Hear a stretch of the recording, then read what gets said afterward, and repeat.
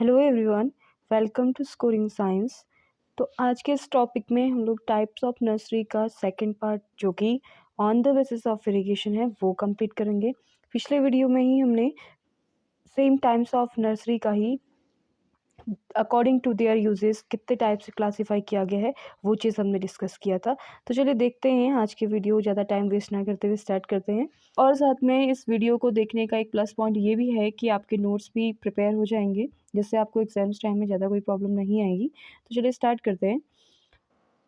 तो हम बात करते हैं इरिगेशन। इरिगेशन मीन्स होता है आपका सिंचाई। सिंचाई के बेस पे अगर देखा जाए तो दो पार्ट्स में डिवाइड किया गया है, या फिर आप कह सकते हैं दो टाइप्स में डिवाइड किया गया है। एक तो होता है ड्राई नर्सरी और सेकंड होती है वेट नर्सरी।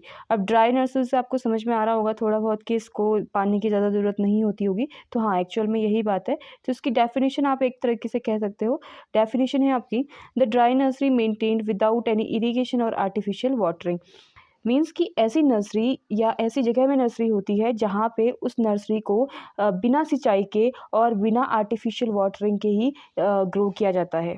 मीन्स कि वहाँ की सॉइल कंडीशन इस तरीके की होती है और थोड़ा सा न्यूट्रिएंट्स का वहाँ पे इस तरीके से रोल होता है कि इरिगेशन इतना नहीं हो पाता है, या वहाँ पे इरिगेशन पॉसिबल नहीं है, पानी का सोर्स नहीं है कोई। तो उस जगह पे ड्राई नर्सरी जो होती है वो इस्टेब्लिश की जाती है। ठीक है, तो देखिए, it should be established where soil is sand and loamy। Means कि ऐसी जगह में ड्राई नर्सरी इस्टेब्लिश हो सकती है और ड्राई नर्सरी वहाँ पे कवरअप हो सकती है जहाँ पे जहाँ की सॉइल कंडीशन या सॉइल वहाँ की सैंडी टाइप की हो, बालू टाइप की होती है, या फिर लोमी होनी चाहिए। ठीक है, तो वहाँ पे ड्राई नर्सरी मेंटेन हो सकती है। नेक्स्ट है, a basal fertilizer mixture could be applied and incorporated between rows if the soil nutrient supply is low। ठीक है, अब देखिए वहाँ पे क्या हो सकता है, अगर न्यूट्रिएंट का सप्लाई काफ़ी कम है तो वहाँ पे जो फर्टिलाइज़र होते हैं, यानी कि जो मिट्टी की उर्वरक क्षमता को बढ़ाते हैं, तो ऐसे फर्टिलाइजर्स का यूज़ किया जा सकता है जो रोज़ बनी होती है, यानी कि जो बेड्स बने होते हैं उसके बीच में। सपोज दैट यहाँ पे ये एक बेड है और ये दूसरा बेड है। ठीक है, ये फर्स्ट हो गया और ये सेकंड बेड है। तो इसके बीच में ये जो जगह है, यानी कि जो ये रो है, यहाँ पे फर्टिलाइजर्स अप्लाई किए जाते हैं। जो मिक्सचर होते हैं फर्टिलाइजर्स के वो डाले जाते हैं, जिससे कि इस साइड और इस साइड दोनों जगह के जो नर्सरी बेड्स हैं वहाँ पे जो प्लांट्स सीडलिंग ग्रो कर रहे हैं उनको न्यूट्रिएंट मिल सके। ठीक है, नेक्स्ट है, the seeds are sown in lines 45 centimetre apart. एक जस्ट मेजरमेंट है कि कितने कितनी दूरी में प्लांट्स सीडलिंग्स लगानी है। Just before the on set of monsoon, यानी कि जब मानसून आता है, मानसून के सेट से पहले, मानसून के आने से पहले ये चीज़ें लगाई जाती हैं। ये इस टाइप की नर्सरी लगाई जाती है। Normally no elaborate beds are made, no fencing is made.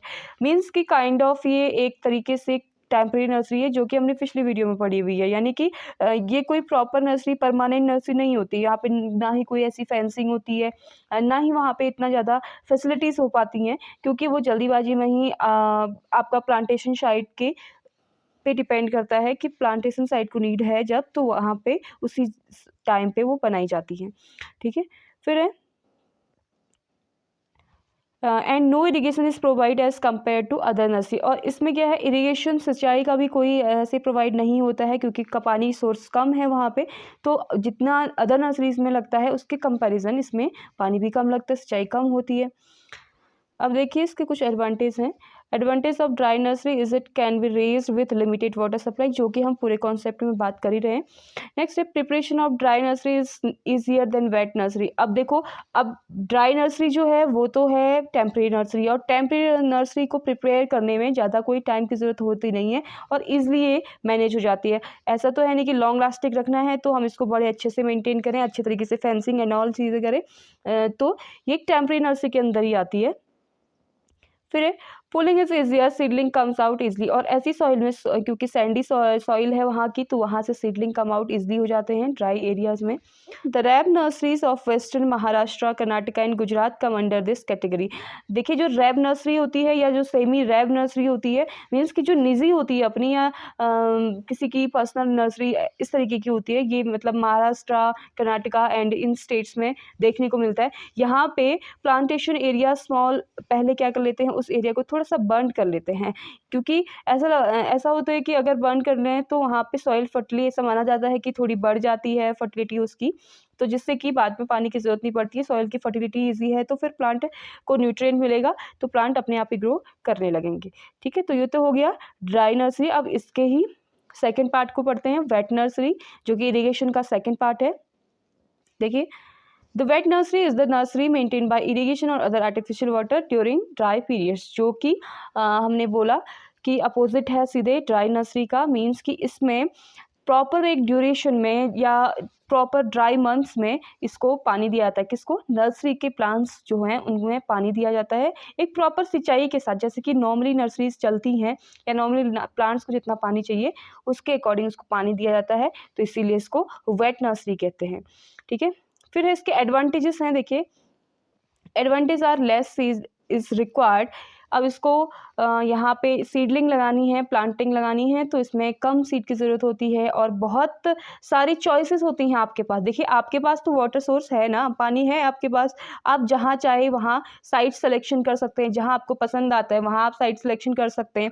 Mainly तो आप सेंट्रलाइज जगह में ही करोगे, क्योंकि वहाँ पे वाटर का सोर्स भी होगा और साथ में आपका शिफ्टिंग एंड लिफ्टिंग का भी आपको प्रॉब्लम नहीं होगा, तो ट्रांसपोर्टेशन में कोई प्रॉब्लम नहीं हुआ, तो आप मनचाही साइट पे प्लांटेशन ये कर सकते हैं। कौन सी टाइप की? वेट नर्सरी को। ठीक है, और साथ साथ में देखो प्रॉपर पानी मिल रहा है, प्रॉपर देख रेख हो रही है, टेक केयर अच्छे से हो रही है, तो ये क्या होगी, ग्रोथ भी इसकी बड़ी जल्दी होगी और स्ट्रॉन्ग एंड स्टडी सीडलिंग्स होंगी। ऑब्वियस है, पानी अच्छा मिलेगा, न्यूट्रिएंट अच्छा मिलेगा, टाइम टाइम पे इरिगेशन हो रहा है, टाइम टाइम पे टेक केयर हो रही है, तो इससे क्या होगा कि सीडलिंग्स भी अच्छी होंगी, स्ट्रॉन्ग होंगी, अच्छी ग्रोथ होगी प्लांट्स की, और साथ साथ में वीड इन्फेस्टेशंस कम होगा। मीन्स कि जो वीड मीन्स कि अनवांटेड प्लांट, में काफ़ी बार बताते आई हूँ कि वीड मीन्स होता है अनवांटेड प्लांट्स, यानी कि जो मेन हमारी क्रॉप है, मेन प्लांट है, उसके साथ साथ और भी चीज़ें जो हमने नहीं उगाई होती वो उग जाती हैं, जो कि नहीं होती है ज़रूरी, उसको बोलते हैं वीड। तो वीड का इन्फेस्टेशन होता है, मीन्स कि इन्फेस्टेशन मीन्स होता है आपका संक्रमण, यानी कि अनवांटेड प्लांट्स का क्या होता है, यहाँ पे हो गई तो फिर उसके बगल में और होगी, तो ये पूरे एरिया को कवर कर जाती है, तो वो चीज़ नहीं होती है। वीड इन्फेस्टेशंस जो है वो कम हो जाती है यहाँ पे, क्योंकि क्या हो रहा है, टाइम पर टेक केयर किया जा रहा है, उसका इंस्पेक्शन हो रहा है प्रॉपर, और वीड के इंसेक्ट एंड वेस्ट कंट्रोल भी हो रहा है। ठीक है, तो इस तरीके से एडवांटेज और डिसएडवांटेज के साथ हमने wet nursery and dry nursery को पढ़ा। तो आई होप आपके लिए वीडियो हेल्पफुल रही होगी और शायद पसंद भी आई होगी आपको।